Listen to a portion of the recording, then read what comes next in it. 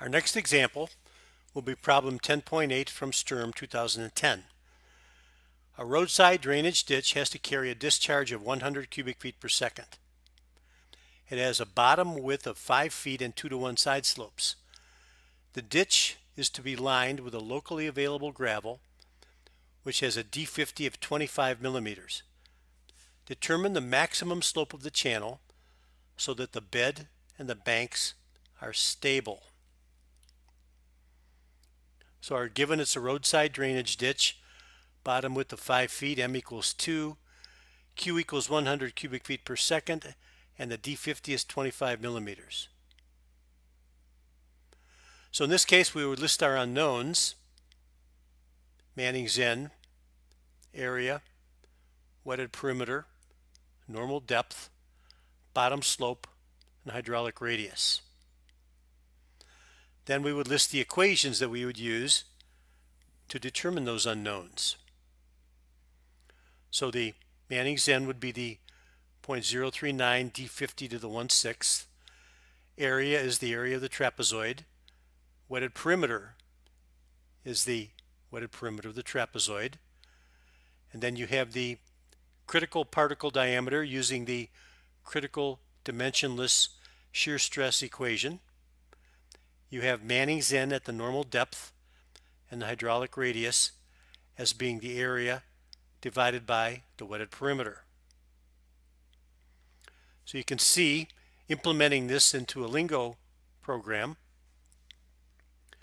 the first slide, this one of the Lingo file, has a list of the knowns.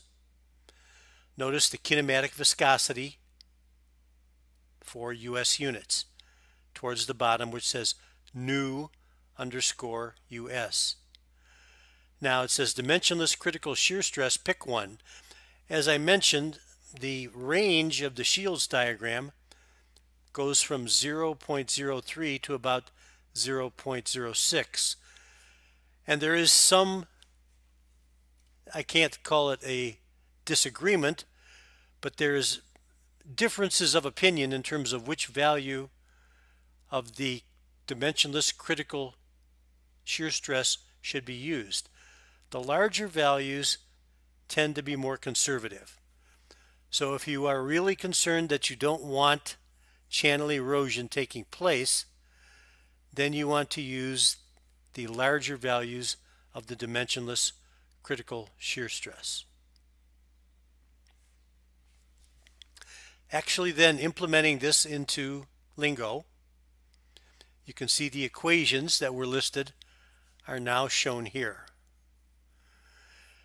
Down about 2/3 of the way where it says validity of the Shields equation, calculating the product, and that, as I said, check to make sure that the method is being used appropriately.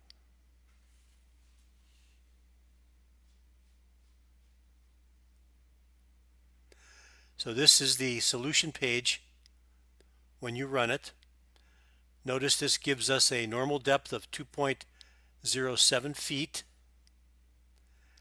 and a bottom slope of 0.0057. That was what we were attempting to solve for. Notice that the product is much less than 10 to the -4. And the Reynolds number, the shear Reynolds number, is 3849, which would definitely indicate it would be in the constant section of the dimensionless critical shear stress.